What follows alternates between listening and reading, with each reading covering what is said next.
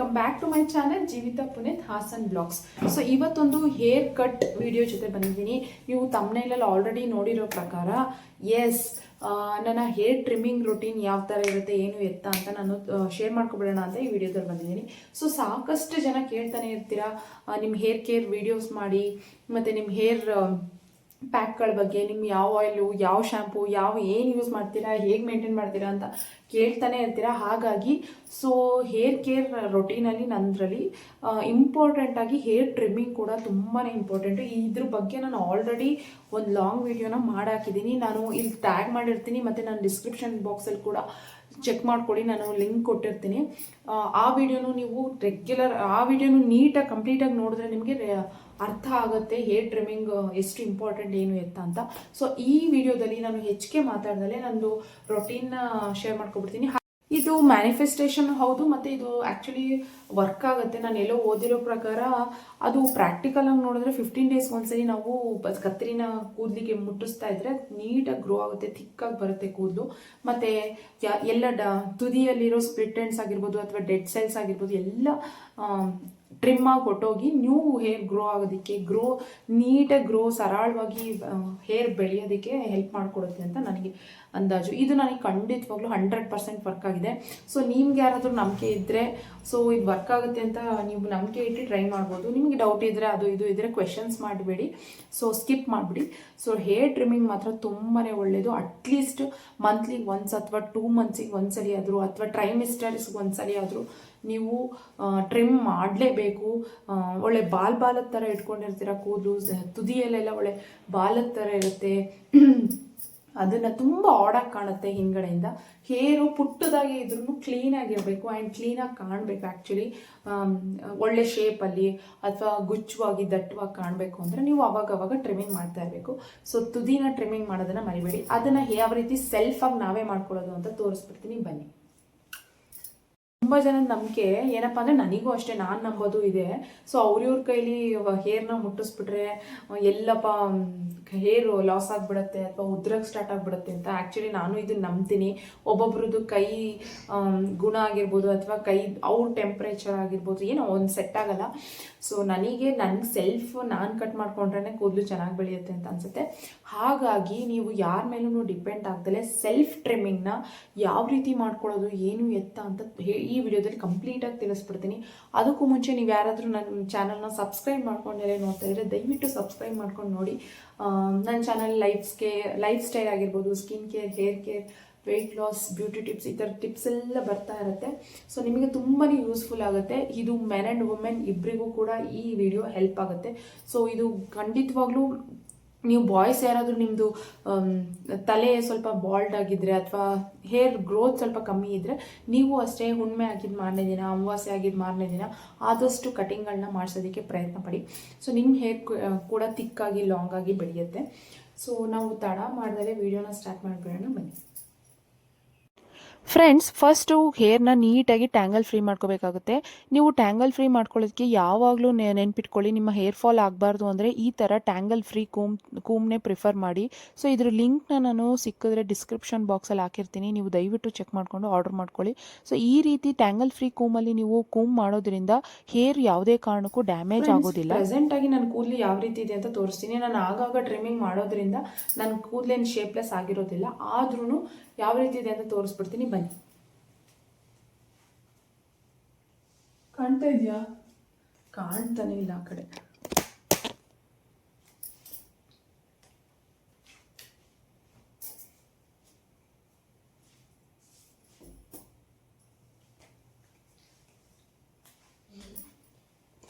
So ಕಾಣ್ತು ಅಂತ ಅನ್ಕೊತೀನಿ. So ಬೇಗ ಹೇರ್ ಟ್ರಿಮ್ಮಿಂಗ್ ಪ್ರೋಸೆಸ್ನ ಸ್ಟಾರ್ಟ್ ಮಾಡೋಣ, ಬನ್ನಿ. ಫಸ್ಟ್ ಏನು ಮಾಡಬೇಕಪ್ಪ ಅಂತ ಶೇರ್. ಫ್ರೆಂಡ್ಸ್, ನೀವು ಯಾವಾಗಲೂ ಹೇರ್ ಟ್ರಿಮ್ ಮಾಡುವಾಗ ನೀಟಾಗಿ ಟ್ಯಾಂಗಲ್ ಫ್ರೀ ಕೂಮಲ್ಲಿ ಆದಮೇಲೆ ಈ ಥರ ಸಣ್ಣ ಬಾಚಂಕೆ ಸೆಟ್ಟಿಂಗ್ ಕೂಮಿಂದ ನೀವು ನೀಟಾಗಿ ಬಾಚ್ಕೋಬೇಕಾಗತ್ತೆ. ಸೊ ನಿಮ್ಮ ವೇವಿ ಇರ್ಬೋದು, ನಿಮ್ಮ ರಿಂಕಲ್ಸ್ ಇರ್ಬೋದು, ಕೂದಲಲ್ಲಿ ಎಲ್ಲ ಹೋಗಿ ಟೈಟಾಗಿ ನೀವು ಒಂದು ಪೋನಿಟೇಲ್ ಹಾಕೊಬೇಕಾಗುತ್ತೆ. ನೋಡಿ, ಕೆಳಗಡೆ ನೀಟಾಗಿ ಕಿವಿ ಹಿಂದೆನೇ ಬಾಚ್ಕೋಬೇಕು. ಒಂದು ಕೂದಲು ಹಾರ್ದಂಗೆ ಎಲ್ಲ ಕೂದಲು ಸೇರಿಸಿ ಗಟ್ಟಿಯಾಗಿ ಬಿಗಿಯಾಗಿ ಹಿಡಿದು ಒಂದು ಚಿಕ್ಕ ರಬ್ಬರ್ ಬ್ಯಾಂಡ್ಗಳನ್ನ ತೊಗೊಂಡಿಟ್ಕೊಂಡಿರಿ. ಒಂದು 5 6 ನಿಮ್ಮ ಹೇರ್ ಲೆಂತಿನ ಪ್ರಕಾರ. ಸೊ ನೋಡಿ ಈ ಥರ ನೀಟಾಗಿ ಹಿಂದೆ ಕೂಡ ಬಾಚಿ ಟೈಟಾಗಿ ಒಂದು ಬೇಬಿ ರಬ್ಬರ್ ಬ್ಯಾಂಡ್ನ ಹಾಕಿ. ಇದಕ್ಕೆ ಯಾವುದೇ ರೀತಿ ಡಿಸ್ಕೋ ರಬ್ಬರ್ ಆಗಲಿ, ಬೇರೆ ಪಾರ್ಸೆಲ್ಗಳಿಗೆಲ್ಲ ಕಟ್ಟಿರ್ತಾರಲ್ಲ ರಬ್ಬರ್ ಬ್ಯಾಂಡು, ಅದನ್ನೆಲ್ಲ ಯೂಸ್ ಮಾಡಬೇಡಿ ದಯವಿಟ್ಟು. ಹೇರ್ ಕಟ್ ಆಗೋ ಚಾನ್ಸಸ್ ಇರುತ್ತೆ. ನೀಟಾಗಿ ನಿಮಗೆ ರಿಮೂವ್ ಮಾಡೋಕ್ಕಾಗಲಿ ಹಾಕೋಕ್ಕಾಗಲಿ ಫ್ಲೆಕ್ಸಿಬಲ್ ಇರಬೇಕು. ಆ ಥರ ರಬ್ಬರ್ ಬ್ಯಾಂಡು, ಈ ಥರದ್ದು ರಬ್ಬರ್ ಬ್ಯಾಂಡ್ನ ನೀವು ಪ್ರಿಫರ್ ಮಾಡಿ. ಸೊ ನೋಡಿ ಇದೇ ಥರ ನಾನು ಸೆಕೆಂಡ್ ಸ್ಟೆಪ್ಪಿಗೆ ಹೋಗ್ತಾ ಇದ್ದೀನಿ. ಸ್ವಲ್ಪ ಒಂದು ಅರ್ಧ ಅಡಿ ಗ್ಯಾಪಲ್ಲಿ ನೀವು ಈ ಥರ ಟೈಟಾಗಿ ಮೂವ್ ಮಾಡ್ಕೊಳ್ಳಿ ಹೇರ್ ಬ್ಯಾಂಡ್ನ. ಸೊ ಹೇರು ಟೈಟಾಗಿ ತುದಿ ನಮಗೆ ಸಿಗಬೇಕು. ಆ ರೀತಿ ನೀವು ಥರ್ಡ್ ಸ್ಟೆಪ್ ನೋಡಿ, ನಾನು 3ನೇ ರಬ್ಬರ್ ಬ್ಯಾಂಡ್ ಹಾಕ್ತಾ ಇದ್ದೀನಿ. ಇದನ್ನು ಅಷ್ಟೇ ಕೆಳಗಡೆ ನಿಮಗೆ ಮಧ್ಯ ಭಾಗದಲ್ಲಿ ಕೂದಲು ಮುಟ್ಟೋದಕ್ಕಾಗೋದಿಲ್ಲ ಅಂತಂದರೆ ಕೆಳಗಡೆಯಿಂದ ಕೈ ಹಾಕಿಬಿಟ್ಟು ನೀಟಾಗಿ ನೀವು ಟೈಟಾಗಿ ಹೇರ್ನ ಒಂದು ರಿಂಕಲ್ಸ್ ಇಲ್ದಂಗೆ ಸ್ಟ್ರೈಟ್ ಮಾಡ್ಕೋತಾ ಇರಬೇಕಾಗುತ್ತೆ.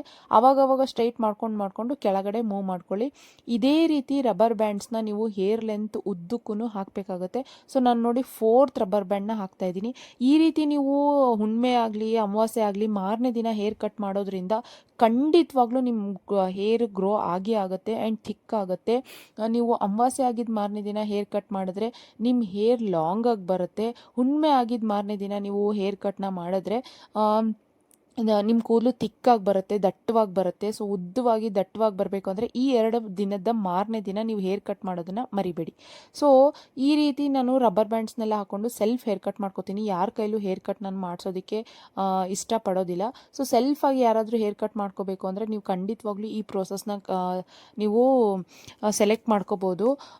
ಈ ರೀತಿ ನೀವು 15 ಡೇಸ್ಗೆ ಒಂದ್ಸಲಿ ಅಂತೂ ಹೇರ್ ಕಟ್ ಮಾಡಿದ್ರೆ ನಿಮ್ಮ ಸ್ಪ್ಲಿಟ್ ಎಂಡ್ಸ್ ಎಲ್ಲ ಹೋಗಿಬಿಟ್ಟು ನೀಟಾಗಿ ಹೇರು ತಿಕ್ಕಾಗಿ ಬೆಳೆಯುತ್ತೆ. ನನಗೆ ಎಷ್ಟು ಉದ್ದ ಬೇಕೋ ಅಷ್ಟುದ್ದ ನಾನು ಇಲ್ಲಿ ಕಟ್ ಮಾಡ್ಕೋತಾ ಇದ್ದೀನಿ. ನಾನು ಆಗಾಗ ಕಟ್ ಮಾಡೋದ್ರಿಂದ ಜಾಸ್ತಿ ಮಾಡ್ತಾ ಇಲ್ಲ. ಸೊ ನಾನು ಎಷ್ಟು ಕಟ್ ಮಾಡ್ದಂಗೆ ಅದು ನೀಟಾಗಿ ಮಂತ್ಲಿ ನನ್ನ ಹೇರ್ ಗ್ರೋ ಆಗಿಬಿಡತ್ತೆ.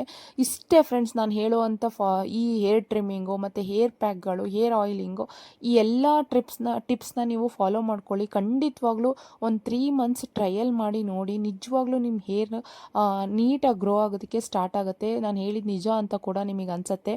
ಸೊ ಈ ಹೇರ್ ಟ್ರಿಮ್ಮಿಂಗ್ ಬಗ್ಗೆ ನಿಮಗೆ ಯಾರಿಗಾದ್ರೂ ಈ ಮುಂಚೆನೇ ಗೊತ್ತಿರೋದಿದ್ರೆ ನನಗೆ ಕಮೆಂಟ್ ಸೆಕ್ಷನಲ್ಲಿ ಕಮೆಂಟ್ ಮಾಡಿ ತಿಳಿಸಿ.